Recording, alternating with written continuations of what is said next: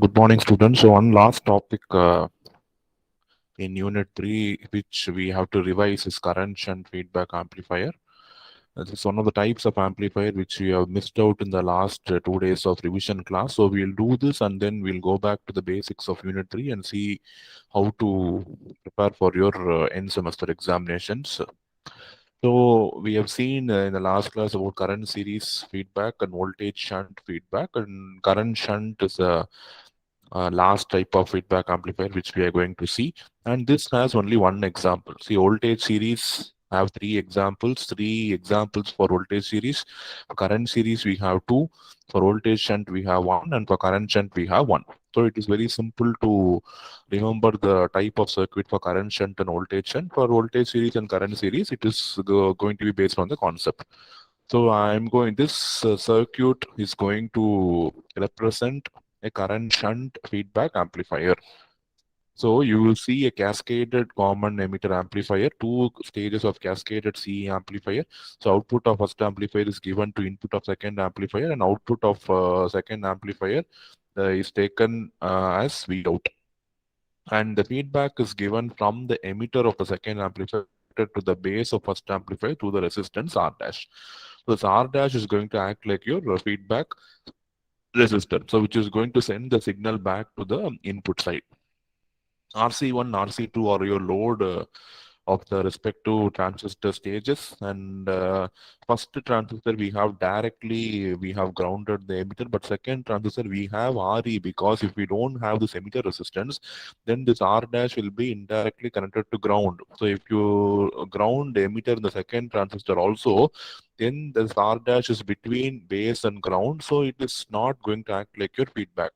So just to ensure that proper feedback goes from the second stage to the first stage, we are having an emitter resistance RE in the second transistor.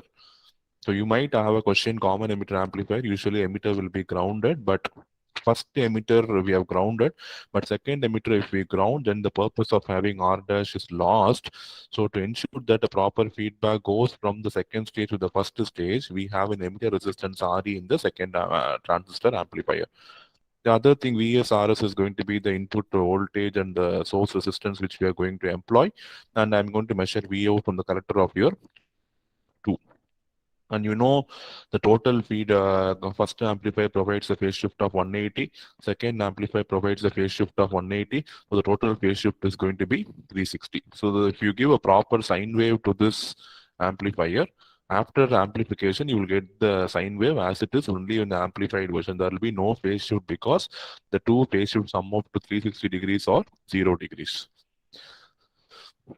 Okay, so that is what is explained here. And this configuration which corresponds to current shunt topology. So this resistance R dash is present between first and second stage. So when you draw the AC equivalent circuit, you have to clearly see how this R dash is going to be present in the input side and output side. Okay, so first we will see at the output side. So if you want to see what happens at the output side, okay, so what happens at the output side,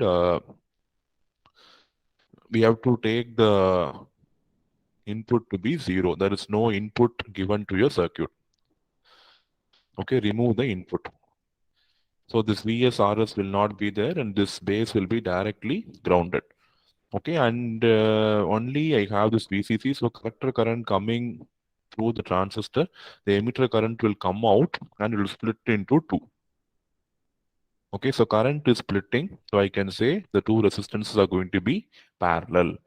So if first I'm analyzing what is how the diagram is going to change for R dash in the output side. For that, make the input 0. So when the input is 0, only because of the DC power supply VCC, the transistor Q1 and Q2 will be operating in their corresponding Q points, and the emitter current coming out of Q2 will split between R dash and RE because this is a node. You know, in a node, currents either splits or gets added, right? So here current is going to split. When the current is dividing, it is going to be, the components are going to be in parallel. So in the output side, you can see RE and R dash will be in parallel.